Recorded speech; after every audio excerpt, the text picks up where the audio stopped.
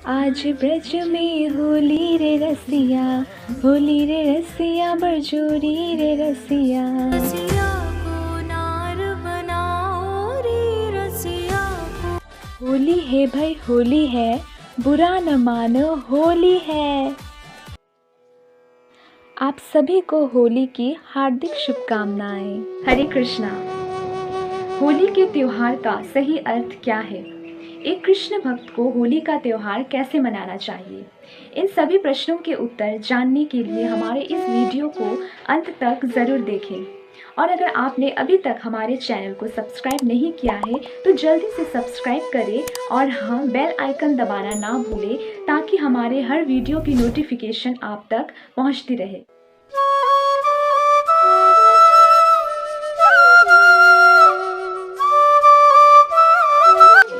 तो चलिए शुरू करते हैं। होली का त्योहार बुराई पर अच्छाई के जीत का, बसंत ऋतु के आगमन तथा सर्दियों के अंत का प्रतीक है।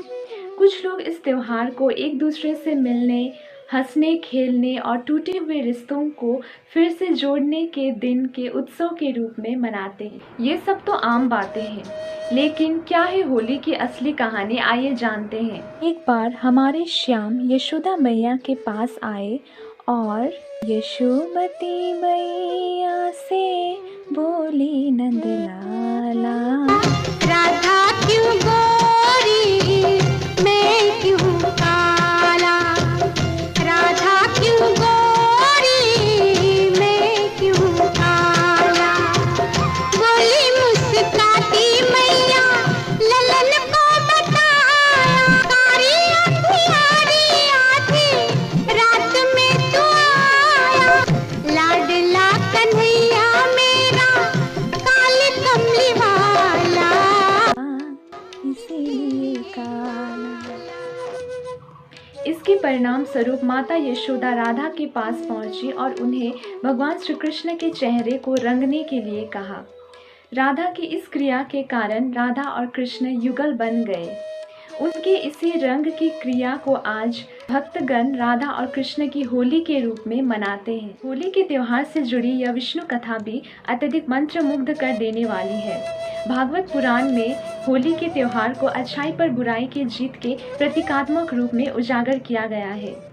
यह कथा भगवान विष्णु और उनके परम भक्त प्रहलाद की कथा है, जो हिरण्यकश्यप नामक एक राक्षस का पुत्र था।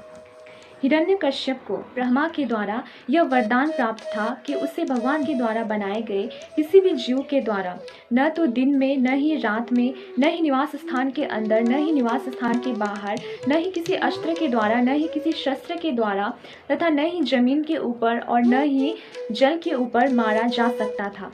इस प्रकार की शक्तियाँ प्राप्त करने के कारण वह अविनाशी प्रकृति का हो गया, अर्थात उसे मारा जाना असंभव था। राक्षस हिरण्यकश्यप के पुत्र प्रहलाद बचपन से ही भगवान विष्णु के बहुत ही बड़े भक्त थे। वे बचपन से ही आध्यात्मिक कार्यों में लगे हुए थे। उनके इस आध्यात्मिक कार्यों में झुकाव को देखकर हिरण्यकश्यप अत्यधिक रुष्ट थे और अपने पुत्र प्रहलाद को मारने की कई चेष्टाएं कर चुके थे। अंत में जब उन्होंने हिरण्यकश्यप को मारने की और चेष्टा की तो उस समय भगवान विष्णु ने आकर उन्हें स्वयं बचाया। उन्होंने नरसिम्हा अवतार धारण करके हिरण्यकश्यप का वध कर डाला। इन्हीं कथाओं में से एक अन्य कथा है होलिका दहन। होलिका दहन क्या है? हिरण्यकश्यप अपने पुत्र प्रहलाद को मारने के कई प्रयास कर चुका था। इन्हीं प्रयासों के दौरान उसने एक बार अपनी बहन होलिका की मदद ली। उसे वरदान प्राप्त था कि उसे आग के द्वारा कोई भी नुकसान नहीं पहुंचा सकता।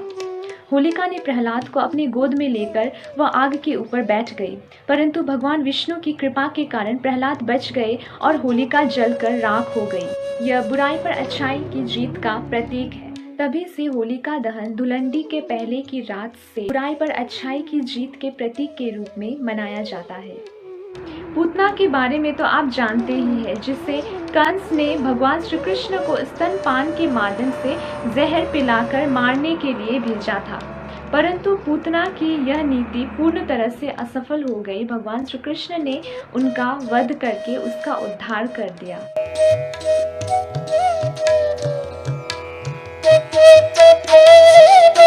जहाँ जहाँ राधे वहाँ जाएंगे मुरारी, अबीर गुलाल बरसाएंगे मुरारी। राधा रानी रूप है तो रंग है मुरारी, राधा परिधान है तो अंग है मुरारी।